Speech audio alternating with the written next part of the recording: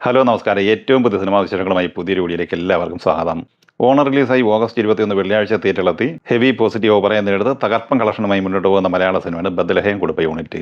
നിവിൻ പോളി നായകനെ ഗിരീഷ് ഷേഡി തിരക്കഥ തയ്യാറാക്കി സംവിധാനം ചെയ്ത ഈ സിനിമയിൽ മമിത ബൈജു, സംഗീത് പ്രതാപ്, ശ്യാം മോഹൻ, സുരേഷ് കൃഷ്ണ, റോഷൻ ഷാനവാസ് എന്നിങ്ങനെയായിരുന്നു പ്രധാനപ്പെട്ട താരങ്ങൾ. ചിത്രം 4-ാം ദിവസമായ ഇന്ന് തിങ്കളാഴ്ചയും കേരളം ഉൾപ്പെടെ റെസ്റ്റ് ഓഫ് ഇന്ത്യ ഉൾപ്പെടെ എല്ലാ മേഖലയിലും വളരെ മികച്ച കളക്ഷനും ട്രെൻഡിങ്ങുമാണ് നേടിയെടുത്തിട്ടുള്ളത്.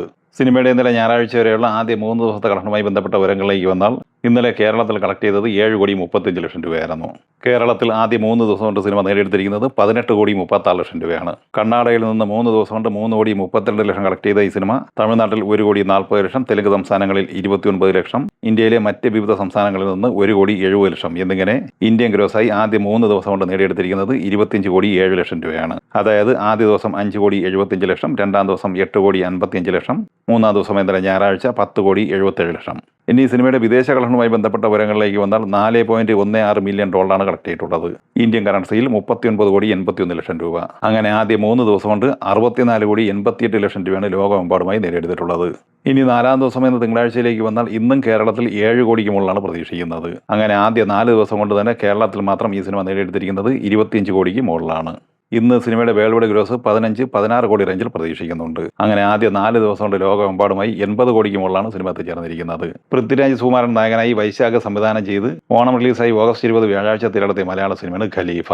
ചിത്രത്തിൽ മോഹൻലാൽ, കൃതി ഷെട്ടി, മാളവിക ശർമ്മ, ഇന്ദ്രൻസ്, ഷമ്മി തിലകൻ, സഞ്ജു ശിവറാം എന്നിങ്ങനെയാണ് പ്രധാനപ്പെട്ട മറ്റ് താരങ്ങൾ.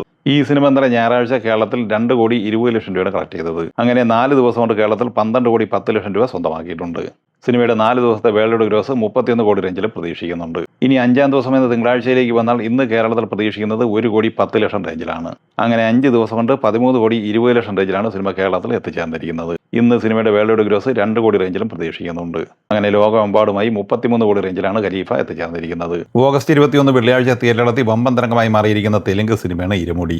ശിവ നിർവ്വാണ തിരക്കഥ തയ്യാറാക്കി സംവിധാനം ചെയ്ത ഈ സിനിമയിൽ രവി തേജ, പ്രിയ ഭവാനി ശങ്കർ, സ്വാസിക, ബേബി നക്ഷത്ര, സായി കുമാർ എന്നിങ്ങനെയായിരുന്നു പ്രധാനപ്പെട്ട താരങ്ങൾ. സിനിമ 4-ാം ദിവസമായ ഇന്ന് തിങ്കളാഴ്ചയും മികച്ച ട്രെൻഡിങ്ങോടെ തന്നെ മുന്നേറ്റം തുടരുകയാണ്. ഇന്നും മണിക്കൂറിൽ 20,000-25,000 ടിക്കറ്റുകൾ വരെ ഈ സിനിമയ്ക്ക് വേണ്ടി വിറ്റുകൊണ്ടിരിക്കുന്നുണ്ട്. സിനിമ 3-ാം ദിവസം ഇന്നലെ ഞായറാഴ്ച കേരളത്തിൽ 2 ലക്ഷം രൂപയാണ് കളക്ട് ചെയ്തത്. അങ്ങനെ 3 ദിവസം കൊണ്ട് കേരളത്തിൽ 6,25,000 രൂപയാണ് നേടിയെടുത്തിരിക്കുന്നത്. ആന്ധ്രയിൽ 3 ദിവസം കൊണ്ട് 28,29,00,000 രൂപയും തെലങ്കാനയിൽ 26,31,00,000 കളക്ട് ചെയ്ത ഈ സിനിമ കർണാടകയിൽ 6,10,00,000, തമിഴ്നാട്ടിൽ 1,28,00,000 എന്നിങ്ങനെ ഇന്ത്യൻ ഗ്രോസായി 3 ദിവസം കൊണ്ട് 63,69,00,000 രൂപയാണ് നേടിയെടുത്തിരിക്കുന്നത്. വിദേശത്ത് 13,01,00,000 ഉൾപ്പെടെ ലോകമെമ്പാടുമായി ആദ്യ 3 ദിവസം കൊണ്ട് 76,70,00,000 രൂപ നേടിയെടുത്തിട്ടുണ്ട്.